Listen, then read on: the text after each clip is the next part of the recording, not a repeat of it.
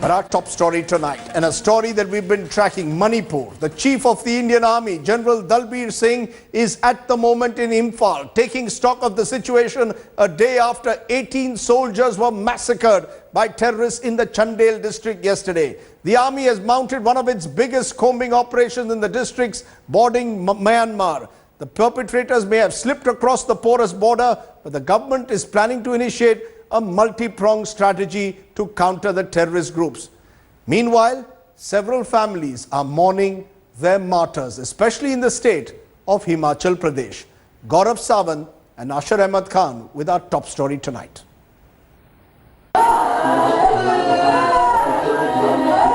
Not a dry eye in Jammu as the information of soldiers killed in Imphal terror attack reached the city. Of the 20 soldiers martyred, 7 are from Jammu, 8 from Himachal Pradesh. ਉਹਦੇ ਉੱਤੇ ਸਾਨੂੰ ਦੁੱਖ ਵੀ ਆ ਔਰ ਉਹਦੇ ਉੱਤੇ ਸਾਨੂੰ ਮਾਣ ਵੀ ਆ ਸਾਡਾ ਬੱਚਾ ਦੇਸ਼ ਦੇ ਕੰਮ ਆਇਆ ਸਾਨੂੰ ਗਰਵ ਵੀ ਆ This even as the army and Assam Rifles mounted one of the biggest counter-terror combing operations in Manipur to track down the perpetrators of the Friday attack. But the task is easier said than done.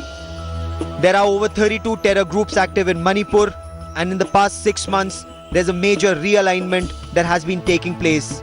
Chandel and Churachandpur are the worst affected districts bordering Myanmar.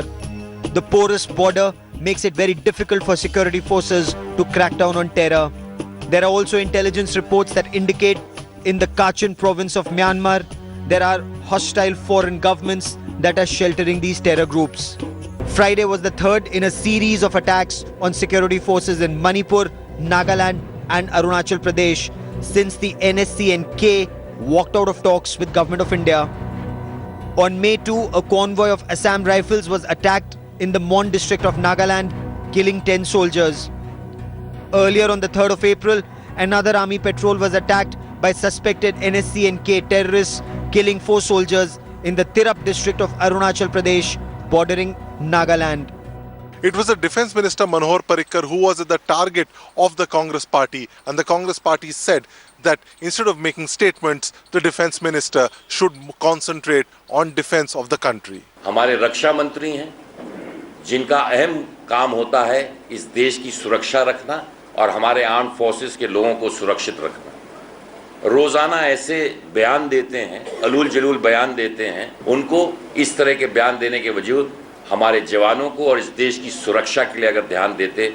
The government is preparing a new multi-pronged strategy to combat armed resistance in the northeast, simultaneously pushing for certain quick to initiate development projects. But with the insurgency entrenched in some of the Seven Sisters for over 6 decades, this is a task easier said than done. With Asher Ahmed Khan in Delhi and Bureau Inputs, Bureau Report, India Today. We go to our editor Strategic Affairs, Govt Sawant, who's tracking this story for us. Govt, multi-pronged strategy, but what does it exactly mean on the ground? What exactly is the army now planning in terms of its offensive against these terrorist groups?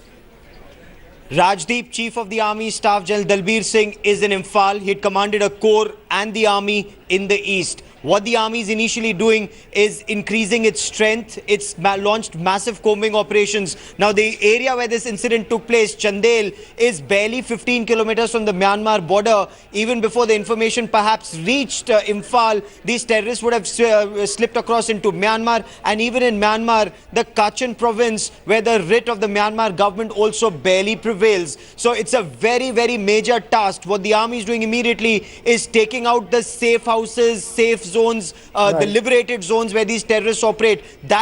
Those are being eliminated. A bigger task is to choke funds supply. Rajdeep, you very well know some of these terrorist groups have been collecting taxes not just in Chandel and Churachandpur, but some even in Imphal. 32 terrorist groups. This is also a fight where they're jockeying for supremacy. So the army is trying to remove those safe havens for terror within Indian territory before they seek cooperation from Myanmar to take the offensive across. Now, you've been saying since yesterday that this could be an operation involving more than one northeast militant or terrorist outfit operating in the area.